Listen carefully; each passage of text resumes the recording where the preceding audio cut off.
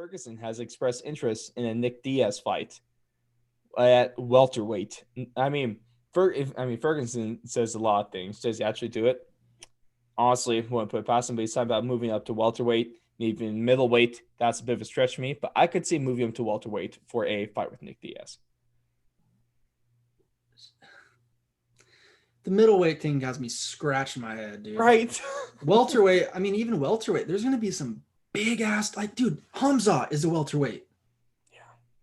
Half the time. I don't know if Tony's big enough for the welterweight. I don't think he is, dude. He's all skin and bones, it seems like to me. He's all sharp edges. Well, why do you think he's able to cut people? It's some bones sticking out, bro. Exactly. I think lightweight's perfect for him. He just needs to not do 2 weight cuts in a freaking matter of a week, and just take care of himself a little better. What do you think about this Nick Diaz fight, though?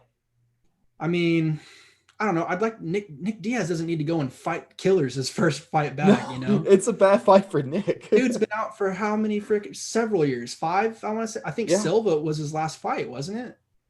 I think Anderson Silva in 2015 was his last fight. Damn.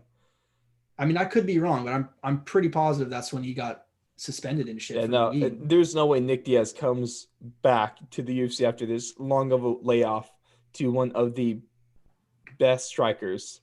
The people that I was more thinking is Carlos Condit. He already expressed interest in having a rematch. He won the first one. He got his win last weekend. Robbie Lawler, they could run it back. I just want to kind of give him a dude that's like from the old era, or like maybe, I don't know. I just don't want to feed him to a wolf yet. Let's see if he looks legit still. And then if he looks legit still, yes, shoot him right up to the top. Yeah. But man, let's just see. You gotta take a light the first one. A fight that I would honestly love to see. How is this for a welcome to the UFC? Michael Chandler against Tony Ferguson. Yeah, I'm all with that, dude. I'm all with that. Yes. I'm all with that. Because if Poirier, that's one hell of a prove-it fight, right? For Michael Chandler. Yeah, if Poirier is not going to take the fight, then I think Chandler's a great option. I don't think Connor's going to be fighting anytime this year. We'll talk about that later. Oh yeah. So really, like, who else is in the top right now? The new guy to the town, the former Chandler, that's a great one. Because if he wins, then he legitimizes himself. If Tony wins, he's right back in the in the mix again. If he wins, number 2 contender, number 3. Exactly. He could get a championship opportunity off of beating Michael Chandler. He can. Chandler, because he still hasn't fought Khabib. Exactly. He lost to Gaethje. He didn't lose to Khabib. Dana still wants that fight as well. Everyone does. So I'm glad to see that. But especially if Ferguson has a fight and looks really good in that, like say he fights Chandler and looks great, beats his ass. Hell yeah, he's right back at the top. Exactly. Or on the other hand, Michael Chandler, your first fight in the UFC against the cream of the crop is against one of the El Kukui, the guy that went on a 12-fight win streak. The guy 13, right? Wasn't it 13? I thought it got stopped at 13. It stopped pretty bad by Gaethje, whatever it was, but stopped via CTE. Oh, I'm sorry. Oh boy. But Michael Chandler, former Bellator champion. There's a lot of people that do not believe in Bellator. There's a lot of people that believe Bellator it will never be at UFC's level. What better way is a former champion for Michael Chandler to step into the UFC first fight against a highly renowned striker, a guy that bloodies everyone. And if you beat him, you may very well be in line to either have one more fight or you could get a championship opportunity off of this one. That could definitely, if you beat Tony, that could be a title shot. For sure. So both these guys have a lot to gain if they win this fight against each other. If that fight gets scheduled up, we'll see. I think this is the one to make, even if Poirier can happen. Assuming the fight with Poirier can't happen, Michael Chandler is a fight to make. What if like out of these 3 options, Chandler, Poirier, McGregor, who would be the best fight for Tony Ferguson? For Tony, you mean the most winnable or the funnest? Who would you want to see Tony Ferguson fight the most out of those 3 options? I want to see Dustin Poirier. You want to see Poirier versus Ferguson? That's going to be a gladiator fight, man. But on the other hand, I would like to see McGregor because personally, I think Tony would kick the hell out of McGregor. So Dude, I wouldn't oppose either of those fights. Like, I mean, they're all so good.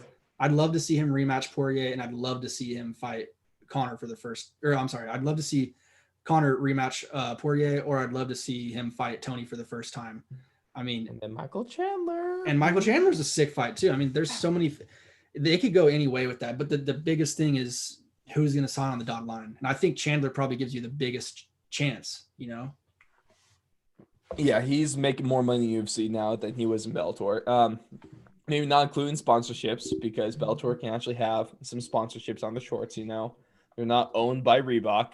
Thank God Venom's coming back next year, so that's going to be a welcome I wonder how that changes things, though. Do you think we get the eyes on the butts of the fighters on their shorts again? It's probably going to be on like the kneecaps type area. I would think, like on the thighs. Hey, that's a whole different story, but hopefully with the Venom deal, they bring back personal sponsorships for the fighters.